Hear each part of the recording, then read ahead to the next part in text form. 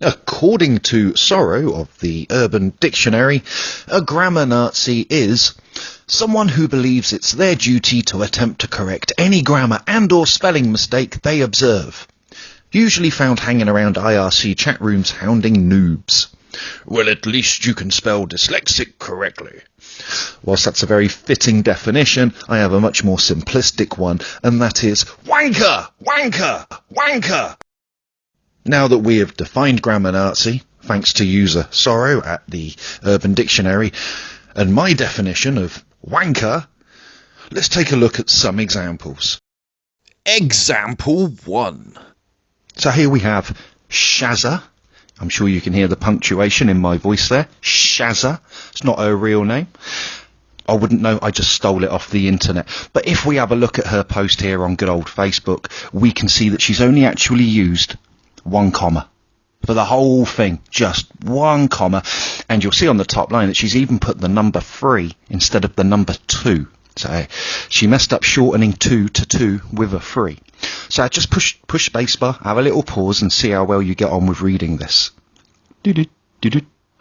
Boom. So you've pushed pause, you've had a read of it, you didn't find it 100% easy, because it wasn't, but you can understand that poor old Shazza, she's had her heart broken. We don't know who it's about because we don't know Shazza, but obviously she was madly in love with somebody. He wasn't so much with her. I think they had an argument and now they've broken up. She thinks that you should commit everything to the other person and you should clear your head before you start saying things that you might regret. Fair enough. It's Shazza's Facebook. She can say what she wants, and that's what she said. But along comes Wanky McWankerson. And Wanky McWankerson, well, he's just not happy. He's just not happy at all.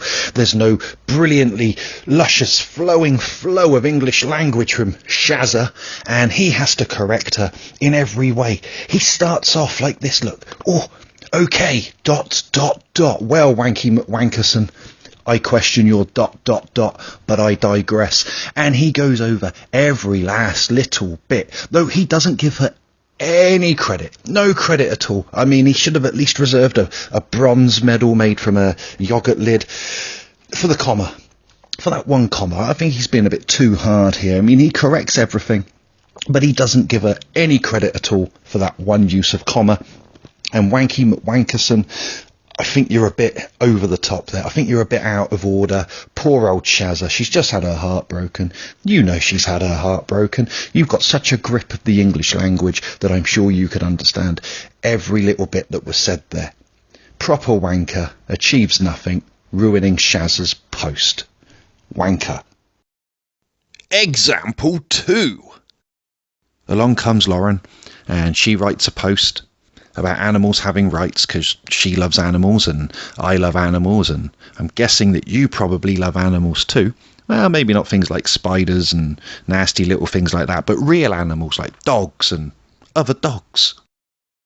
In fact, Lauren is so passionate about the rights of animals, she even threatens abusers with violence from herself. Should they ever cross her path, unless they're wearing a sign that says they're an animal abuser, I don't think she's going to know, and she probably walks past animal abusers every day and doesn't even know it, doesn't cause them any physical harm whatsoever. I think it's an idle threat, but the information's still there. I know what she said, you know what she said. But along comes Sean. Does Sean know? Does he know? Is he aware of what she said? Yes, he is. But he hopes and he prays, that people will learn grammar, spelling and punctuation before they share thoughts in writing. Well, Sean, I got something to say to you. Your name doesn't read as Sean to me. I only know it's Sean because I had a friend at school called Sean that was spent that way, and I also worked in a call centre once.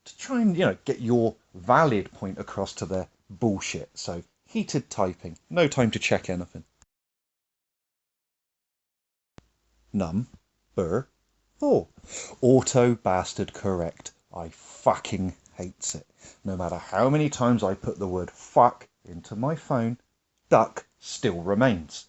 So refer back to number 3, typey, no time to check it, bastard autocorrect comes in, and I fucking hate it. El nombre. Who remembers El nombre? I can't even remember who he was now, but I seem to remember the El nombre bit. Anyway, number 5. Large thumbs, small phone. Well, anyone that knows me knows that I got thumbs that your sister would enjoy, but a phone screen the size of the Gary Glitter fan club, the two just don't go together, and as I'm prattling on here, you can see a rather good example of me trying to send a message to Wanky McWankerson.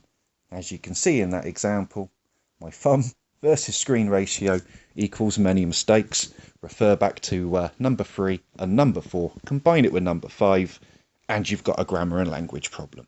But still, we know what I said. So what have we learned? We've learned that in an informal setting, like on Facebook, Twitter, IRC, and the fucking rest of them, it really doesn't matter what your spelling or grammar is like, because everyone will know what you're saying. And even if they don't, they've only got to ask for clarification. We also learned that if you're a grammar Nazi, you're a wanker. I think that's worth repeating. If you are a grammar Nazi, you are a wanker. So we didn't actually learn anything we didn't already know, and it was close to 12 minutes of your day that you're not going to get back. So next time you encounter a grammar Nazi, just link them to my video and waste nearly 12 minutes of their day. They'll pretend they didn't watch it, but they did. Thanks for watching, kids. I'm Shades of Butter. Catch me next time.